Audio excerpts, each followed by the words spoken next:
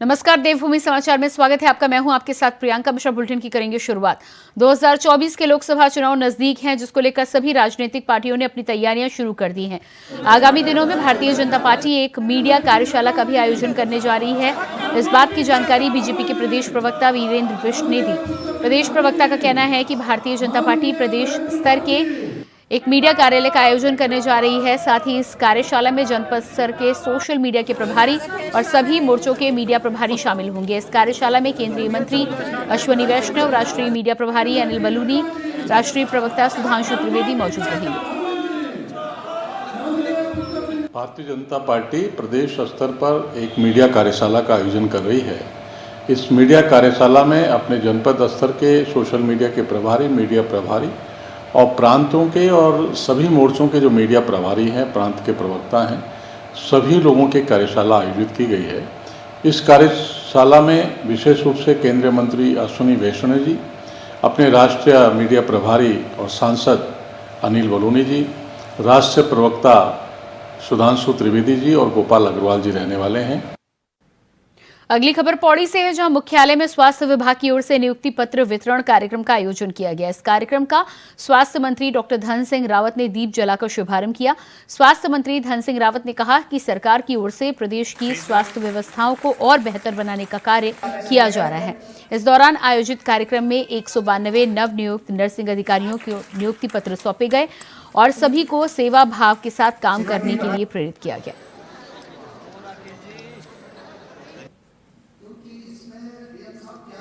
देखिए, हम लोग पूरे प्रदेश में लगभग 11,000 लोगों को स्वास्थ्य विभाग में नौकरी देने जा रहे हैं। 3,000 हम नर्सिंग अधिकारियों की भर्ती वर्षवार कर रहे हैं और आज पौड़ी जिले में 243 नर्सिंग अधिकारियों को हमने नियुक्ति पत्र दिए हैं।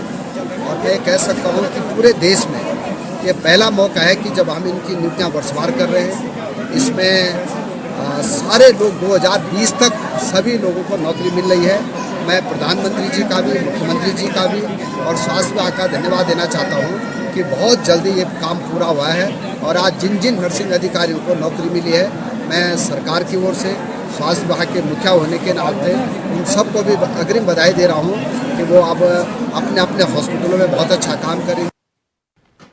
खबर देहरादून से है, जहां विधानसभा स्थित सभागार कक्ष में प्रदेश के शहरी विकास मंत्री प्रेमचंद्र अग्रवाल ने अधिकारियों के साथ ऊडा एवं आवास विकास परिषद की बोर्ड की बैठक की अध्यक्षता की। मंत्री ने कहा कि ऊडा व आवास विकास परिषद की बोर्ड की बैठक में जरूरी निर्णय लिए गए हैं, जिसमें प्रधानमंत्री आवास योजना के तहत प्रशासनिक शुल्क में लगभग 4,000 रुपए की छूट प्रदान करने का निर्णय लिया गया, जिसमें विकासकों को राहत मिल सकेगी। आवास विकास मंत्री ने कहा है कि प्रधानमंत्री आवास योजना के लाभार्थियों को आवास आवंटन में तेजी लाने तथा आवास आवंटन प्रक्रिया को सरल बनाने के लिए भी अधिकारियों को निर्देशित किया गया। जो आवास विकास की जो बैठक थी, उसमें हमने जो महत्वपूर्ण निर्णय लिए हैं, उसमें सबसे बड़ा महत्वपूर्ण विषय ये है कि जो हमारे प्रधानमंत्री आवास योजना की जो विकासक बहुत पहले से, जो मैंने पिछली बार बताया था, उन्होंने अपना काम शुरू किया था, लेकिन उनके सामने कठिनाई आ रही थी कि रेट बढ़े हैं और हम उनसे प्रति यूनिट 2% आवास विकास विभाग उनसे लेता था, ताकि हम अपने प्रशासनिक कार्य के लिए उनसे जो हमारा पहले से तय था वो ले रहे थे। हमने उनको 4,000 रुपये की छूट दी, यानी 6 लाख में पहले 12,000 लेते थे, अब उनसे 8,000 रुपये लेंगे, ताकि उनको एक छोटी सी राहत हमारी तरफ से मिले और लोगों को जो विकासक है बेचारे, वो मैं उनका धन्यवाद कर रहा हूँ, कम से कम पुराने रेट पे आज की तारीख में काम कर रहे हैं। खबर देहरादून से है, जहां बीजेपी के वरिष्ठ नेता व संघ के प्रचारक रहे पंडित देवेंद्र शास्त्री की 11वीं पुण्यतिथि पर आज बीजेपी प्रदेश कार्यालय में कार्यक्रम का आयोजन किया गया, जिसमें पार्टी कार्यकर्ताओं और पदाधिकारियों ने पंडित देवेंद्र शास्त्री को पुष्प अर्पित कर श्रद्धांजलि दी। शास्त्री जी उत्तराखंड के अंदर हमारे विचारों के वरिष्ठ थे। पहले संघ के प्रचारक के रूप में आपका उत्तराखंड में अपना स्थान था। वैचारिक दृष्टि से आज की पीढ़ी के कार्यकर्ताओं का मार्गदर्शन लंबे समय तक शास्त्री जी ने किया। आज उनकी 11वीं पुण्यतिथि थी और पुण्यतिथि के अवसर पर उनके पुत्र और उनके उस कालखंड के अनेकों जिनको उनका सानिध्य प्राप्त हुआ, ऐसे लोगों ने अपने विचार श्रद्धा सुमन के रूप में व्यक्त किए हैं। शास्त्री जी आज भी भारतीय जनता पार्टी के कार्यकर्ताओं के प्रयासों तो है ही हैं, लेकिन उत्तराखंड राज्य निर्माण की पहल करने वाले पहले राजनेता के रूप में शास्त्री जी को उत्तराखंड की जनता जानती है। 22 जनवरी को राम मंदिर उद्घाटन के बाद पहला मौका देवभूमि उत्तराखंड के लोगों को दर्शन का मिलेगा। इसको लेकर सरकार ने पूरी तैयारी कर ली है। बीजेपी प्रदेश अध्यक्ष महेंद्र भट्ट ने बताया है कि उत्तराखंड के हर गांव से एक व्यक्ति अयोध्या जाएगा, जिसके लिए पूरी तैयारी की जा चुकी है। साथ ही खास तौर पर मुख्यमंत्री का आभार भी जताना चाहते हैं, क्योंकि हल्द्वानी, ऋषिकेश, देहरादून, रुद्रपुर से उत्तराखंड परिवहन बसों की व्यवस्था की गई है। उन्होंने कहा कि मुख्यमंत्री पुष्कर सिंह धामी ने केंद्रीय रेल मंत्री से भी आग्रह किया है कि अयोध्या के लिए अतिरिक्त रेल लगाई जाए। बताया जा रहा है कि नागरिक उड्डयन मंत्री से भी अयोध्या के लिए हेली सेवाओं के लिए आग्रह किया गया है। सिंधु परिषद का कार्यक्रम है और मुझे भी खुशी हुई है कि अयोध्या में 22 तारीख के बाद पहला जो 27 तारीख को और सबसे पहले किसी राज्य के विश्व हिंदू परिषद के कार्यकर्ता आमंत्रित किए गए हैं, तो वो उत्तराखंड के किए गए हैं। उसमें अनेकों जो राम जन्मभूमि में आंदोलन में जेल में रहे और अयोध्या में जिनका भूमिका रहे, सब लोगों को बुलाया जा रहा है। तो उसकी संख्या सीमित है, लोग जाएंगे, लेकिन हमने तय किया है कि उत्तराखंड देवभूमि है और देवभूमि का हर गाँव से व्यक्ति अयोध्या जाना चाहता है। मैं मुख्यमंत्री पुष्कर धामी जी का भी आभार व्यक्त करता हूँ। उन्होंने हरिद्वार से, देहरादून से, ऋषिकेश से और अपना हल्द्वानी से रोडवेज की बस अयोध्या के लगाने की बात की है। उन्होंने जो रेल मंत्री भारत सरकार उनसे भी आग्रह किया है, उड्डयन मंत्री से आग्रह किया है कि हमारे यहाँ से रेल सेवा और हवाई सेवा अयोध्या के लिए बने। राजाजी टाइगर रिजर्व की चीला रेंज में हादसे में मारे गए 2 रेंजर अधिकारियों का हरिद्वार में दाह संस्कार कर दिया गया। हरिद्वार के खड़खड़ी शमशान घाट पर सैकड़ों की संख्या में मौजूद वन कर्मियों अधिकारियों ने उन्हें सलामी दी। वहीं इस घटना में मारे गए चीला रेंज अधिकारी शैलेश गिल्डियाल को उनके भाई मंगेश गिल्डियाल ने मुखाग्नि दी है।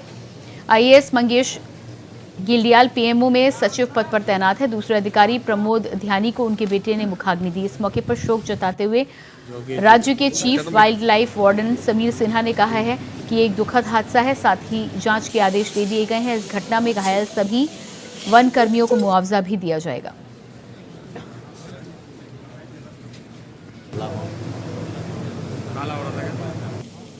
ये मेरी जीवन यात्रा के सबसे दुखद दिनों में रहेगा हमेशा। हमारी प्राथमिकता अभी इस वक्त ये है कि जो लोग प्रभावित हैं उन तक, उनके परिजनों तक हम उनके साथ इस दुख की घड़ी में खड़े रहें, और जिनका अभी एम्स ऋषिकेश में उपचार चल रहा है वो अच्छी से अच्छी उनको सुविधा उपलब्ध कराई जाए और वो शीघ्र ही स्वास्थ्य लाभ करें। हमारा यही प्रयास है। राम मंदिर उद्घाटन में अब बस कुछ ही दिन और बचे हैं। इस बीच श्री राम जन्मभूमि ट्रस्ट के महासचिव चंपत राय ने कहा है कि राम मंदिर रामानंद संप्रदाय का है, ना कि शैव, शावक और सन्यासियों का। चंपत राय के इस बयान ने नया विवाद छेड़ दिया है। इसी बीच ज्योतिष पीठ के शंकराचार्य स्वामी अविमुक्तेश्वरानंद ने अपनी प्रतिक्रिया देते हुए कहा है कि चारों शंकराचार्य राम मंदिर के प्राण प्रतिष्ठा समारोह में नहीं जा रहे हैं। ये निर्णय शंकराचार्य ने इसलिए लिया है क्योंकि अभी मंदिर पूरी तरह से बनकर तैयार नहीं हुआ है, उसके बावजूद भी प्राण प्रतिष्ठा की जा रही है। साथ ही चंपत राय के द्वारा दिए गए बयान पर बोलते हुए स्वामी अविमुक्तेश्वरानंद ने कहा है कि यदि चंपत राय कहते हैं कि जिस समय चंदा लेना था उस समय यह मंदिर पूरे राष्ट्र का बताया गया और इससे भी चंदा लिया गया और अब हमने वहां जाने से मना कर दिया है, तो मंदिर रामानंद संप्रदाय का हो गया।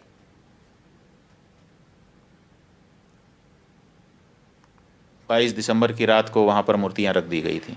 वो एक परिस्थिति थी कि रात को 12 बजे जा करके घुस करके रख दिया रामचंद्र दास परमहंस आदि लोगों ने। उस समय के जो वहाँ के कलेक्टर थे नैयर साहब के सहयोग से। और उसके बाद 1992 में ढांचा ढाया गया। उस समय कोई मुहूर्त थोड़े देखा जा रहा था। उस समय जैसी परिस्थिति थी उसी में आनन फानन में तंबू तान करके भगवान की मूर्ति गायब हो गई थी। उसको फिर उनके राजा साहब के घर से उनके दादी जी की मूर्ति मांग करके उसको ला करके रख दिया गया। उसकी पूजा होती रही। किसी ने प्रश्न उठाया? किसी शंकराचार्य ने नहीं प्रश्न उठाया। कि भाई ये क्यों किया जा रहा है, मुहूर्त नहीं है, क्योंकि उस समय परिस्थिति थी। लेकिन आज ऐसी कोई परिस्थिति नहीं है कि हमको ज़रूरी हो गया कि आज 22 तारीख को ही कर दें। आज तो हमारे पास पूरा मौका है, हम अच्छे से बना करके प्रतिष्ठा कर सकते हैं। लेकिन फिर भी अधूरे मंदिर में प्रतिष्ठा कर दी जा रही है, तो ये हम कैसे स्वीकार कर लें। खबर देहरादून से है, जहां बीते दिनों अंकिता भंडारी हत्याकांड ने एक नया मोड़ ले लिया है, जिसमें अंकिता की मां का एक वीडियो सोशल मीडिया पर वायरल हो रहा है, जिसमें बीजेपी के संगठन महामंत्री अजय कुमार पर आरोप लगाए गए हैं। इसी को लेकर कांग्रेस महानगर देहरादून ने जिलाधिकारी कार्यालय में सरकार के खिलाफ प्रदर्शन और नारेबाजी की और जिलाधिकारी के माध्यम से राज्यपाल को ज्ञापन भेजा है। कांग्रेस महानगर कमेटी अध्यक्ष जसविंदर सिंह जोगी ने कहा है कि ये बहुत ही शर्मसार कर देने वाला मामला है। आरोपियों के खिलाफ सख्त कार्रवाई की जानी चाहिए, सजा की ऐसी नजीर पेश होनी चाहिए कि आने वाले समय में ये एक उदाहरण बन सके। हमने राज्यपाल महोदय को ज्ञापन प्रेषित किया है जिलाधिकारी के माध्यम से, और भाजपा जो बेटी बचाओ बेटी पढ़ाओ का अभियान चला रही थी और जो उन्होंने ये काम किया है, जो अंकिता हत्याकांड में जो नया मोड़ लिया है, उनके परिवार के लोगों ने एक पत्र लिखा है। उस पत्र में उन्होंने उस वीआईपी का नाम का खुलासा किया है, जिससे पूरे उत्तराखंड को कलंकित करने का काम किया है। बताया गया है उस पत्र के माध्यम से कि वो वीआईपी कोई आरएसएस का बड़ा नेता अजय कुमार है, जिन्होंने इस पूरे प्रदेश को कलंकित करने का काम किया है उस पत्र के माध्यम से। चक्राता विधानसभा के कालसी रामलीला मैदान में नशे के खिलाफ एक महापंचायत बुलाई गई है। इस महापंचायत में विधायक विकास नगर मुन्ना सिंह चौहान सहित पूर्व जिला पंचायत अध्यक्ष चमन सिंह ने भी अपने विचार रखे। वहीं विधायक मुन्ना सिंह चौहान ने कहा कि अगर आज हम अपने बच्चे को नशे से बचा सके तो हर माँ बाप अपना जीवन धन्य समझता है। पूर्व जिला पंचायत अध्यक्ष चमन सिंह ने कहा है कि हम अपने बच्चे का अपने घर पर तो ध्यान रख सकते हैं, मगर स्कूल कॉलेज में वो क्या कर रहा है इस पर हम ध्यान नहीं दे पाते और ये समस्या आज के समय में गंभीर चिंता का विषय बनी हुई है। महापंचायत में सभी वक्ताओं ने कहा कि नशे को रोकने के लिए सरकार को गंभीरता से कदम उठाने चाहिए, साथ ही घर से भी इस समस्या को रखने के लिए गंभीर प्रयास होने चाहिए। गांव में हमारे तो ये विचार साझा हुए हैं, उनके सुझाव हमने लिए हैं और अपने जो हमारी अपील है उनसे वो हमने बताई है। माननीय मुख्यमंत्री का जो मिशन है ये ड्रग्स फ्री देवभूमि, जो कि हमें 2025 तक इस टारगेट को अचीव करना है, उसी सिलसिले में मैंने सभी लोगों से यहाँ आग्रह किया कि आप हमें जो भी यहाँ पे नशा कर रहा है या करवा रहा है उसकी ठोस सूचना हमें दें, हम कार्रवाई करेंगे और कोई भी इससे बच नहीं पाएगा। जो सुझाव यहाँ पंचायत में मिले हैं उनको लेकर किस तरीके से आप देखिए, जो सुझाव यहाँ मिले हैं, हमारे यहाँ पे सीओ साहब यहाँ मौजूद हैं, वो मैंने भी वो सुने हैं और उनको नोट डाउन किया है और उस पर हम सिलसिलेवार कार्रवाई करेंगे। जिन लोगों का भी आइडिया है और हमारे जो कालसी के ब्लॉक प्रमुख हैं, जेएस प्रमुख जी और कनिष्ठ प्रमुख जी, मठौर सिंह जी, भीम सिंह जी और रितेश जी और उनके सभी सहयोगी पूर्व प्रमुख जी हैं और यहाँ के गणमान्य लोग हैं, इसकी बहुत आवश्यकता थी और बहुत शानदार शुरुआत है ये। जैसा मैंने कहा भी कि ये देशव्यापी समस्या है और केंद्र के स्तर पे भी, भारत सरकार के स्तर पे भी बहुत व्यापक स्तर पे इसके बारे में ये नारकोटिक्स के और ये साइकोट्रॉपिक सब्सटेंसेस एक्ट को कंट्रोल करने के लिए और इसका उन्मूलन के लिए अभियान चल रहा है, लेकिन इस सच्चाई को स्वीकार करने में कोई हर्ज नहीं है। खबर पांडुकेश्वर से है, जहां बद्रीनाथ धाम यात्रा का मुख्य पड़ाव पांडुकेश्वर गांव है, जहां भगवान योग बद्री का प्राचीन मंदिर बना हुआ है। योग बद्री मंदिर में भगवान कुबेर और भगवान उद्धव की 6 माह शीतकालीन पूजा अर्चना की जाती है। गांव में भगवान कुबेर का भव्य मंदिर अब पूरी तरह से बनकर तैयार हो चुका है और मकर संक्रांति के पावन अवसर पर भगवान कुबेर का विग्रह मूर्ति नव निर्माण मंदिर में विराजमान होगी। मंदिर को बहुत ही खूबसूरत तरीके से बनाया गया है, जो कि दूर से देखने पर बेहद खूबसूरत दिखाई दे रहा है। बता दें कि मकर संक्रांति के दिन भगवान कुबेर के मंदिर में विशेष पूजा अर्चना की जाएगी।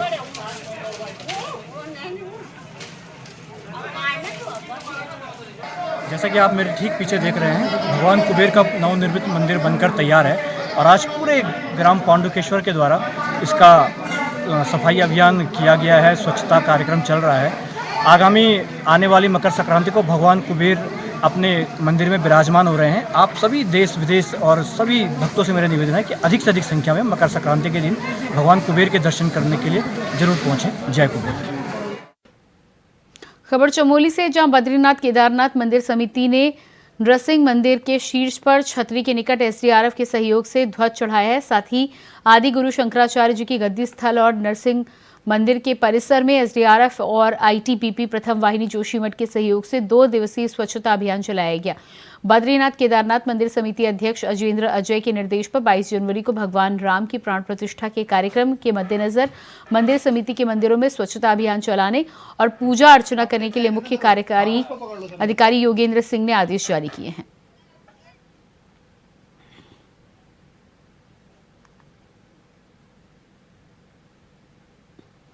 और अगली खबर, उत्तराखंड परिवहन विभाग ने शुरू की है बस सेवा। इस वक्त की हम जानकारी निकलकर सामने आ रही है। देहरादून हरिद्वार से अयोध्या के लिए शुरू की गई बस सेवा।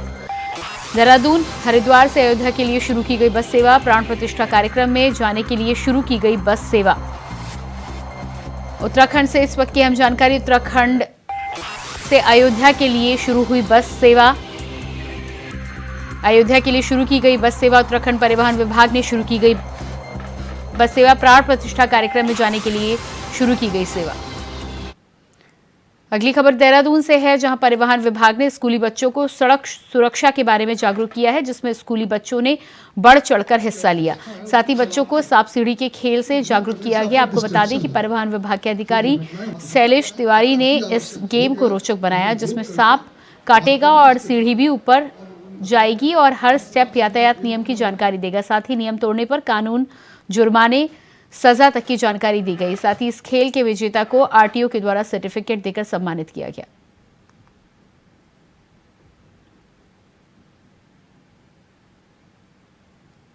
कई बार है कि गाड़ी एकदम, हम लोगों ने प्रचार प्रसार का एक अलग तरीका भी इजाद किया है कि हम चाहते हैं कि बच्चे हमारे ऑफिस में आए। हम बच्चों को आरटीओ ऑफिस देहरादून में इनवाइट करते हैं, पूरे कार्यालय का भ्रमण करवाते हैं। आज इसी रेफरेंस में हमारे यहाँ एमकेपी पीजी कॉलेज की जो लड़कियां हैं वो यहाँ आई हैं। ये एनएसएस में भी एक्टिव हैं, पूरा एनएसएस का ग्रुप है। राष्ट्रीय सेवा योजना की जो लड़कियां हैं हमारे पास आई हैं। तो हमने एक बार पूरे ऑफिस का भ्रमण करवाया है। ड्राइविंग लाइसेंस कैसे बनता है, लर्निंग लाइसेंस, परमानेंट लाइसेंस के बारे में बताया गया इनको, रजिस्ट्रेशन के बारे में, और भी परिवहन विभाग में क्या क्या काम होता है, सब जगह इनका भ्रमण करवाया गया। हमने अवार्ड भी दिए हैं लोगों को, 1, 2, 3 का अवार्ड हमने दिया है, कंसोलेशन अवार्ड भी दिया है। साथ में सबको एक सर्टिफिकेट भी हम लोग बांट रहे हैं।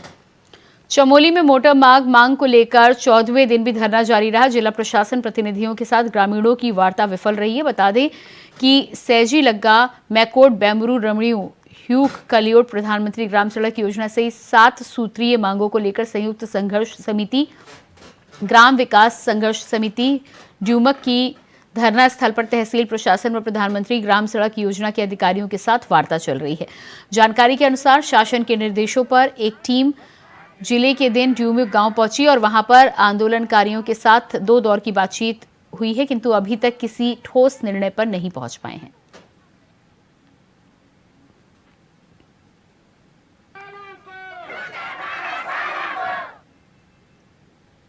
डोईवाला का सुनार गांव, जो कि जाखर नदी और बड़कोट वन क्षेत्र के जंगलों से सटा हुआ है, इस गांव के लोग कई परेशानियों से घिरे हुए हैं। बरसात के सीजन में जाखर नदी में आने वाली बाढ़ गांव के लिए हर साल मुसीबत बन जाती है। तो वहीं जंगली जानवरों का आतंक का कारण भी गांव के लोगों के लिए खेतीबाड़ी छोड़ दी है, जिस कारण खेत बंजर पड़े हुए हैं। समस्याओं से घिरे गांव वालों ने शासन, प्रशासन और सांसद, विधायक से राहत की मांग की है। गांव वालों की उम्मीद, बाढ़ और जंगली जानवरों से सुरक्षा के उपाय हो जाएं तो कुछ राहत मिल सकती है।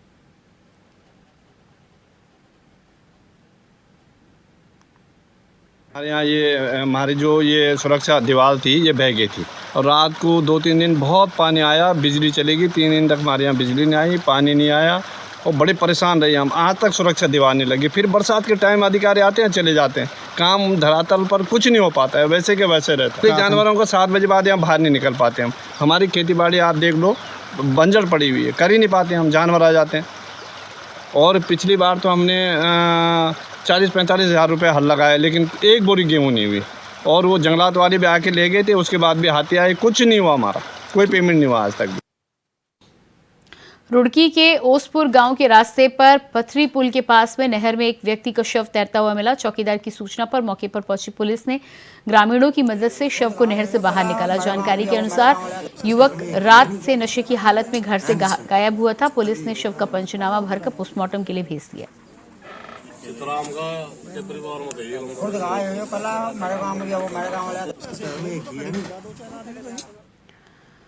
अगली खबर कर्णप्रयाग से है, जहां नाबालिग को भागने वाले 10,000 के इनामी आरोपी को चमोली पुलिस ने जम्मू कश्मीर के कठुआ से गिरफ्तार कर लिया है।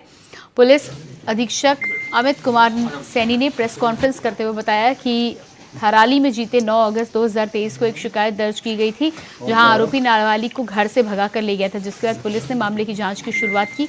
आरोपी के बार-बार ठिकाने बदलने के कारण एसपी चमोली ने आरोपी पर 10,000 रुपए का इनाम रख दिया था, जिसके बाद थाना थराली पुलिस टीम ने जम्मू कश्मीर के कठुआ से नाबालिग को बरामद कर आरोपी को गिरफ्तार कर लिया है।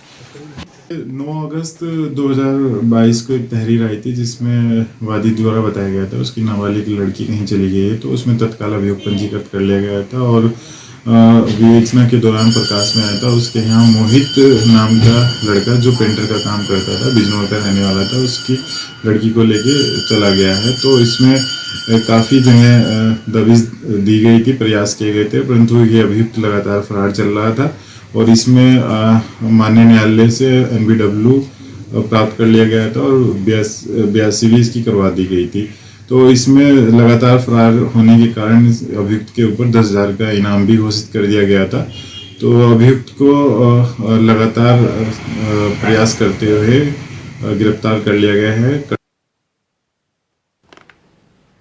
और इसी के साथ फिलहाल इस बुलेटिन में इतना ही। खबरों का सिलसिला जारी रहेगा। नमस्कार।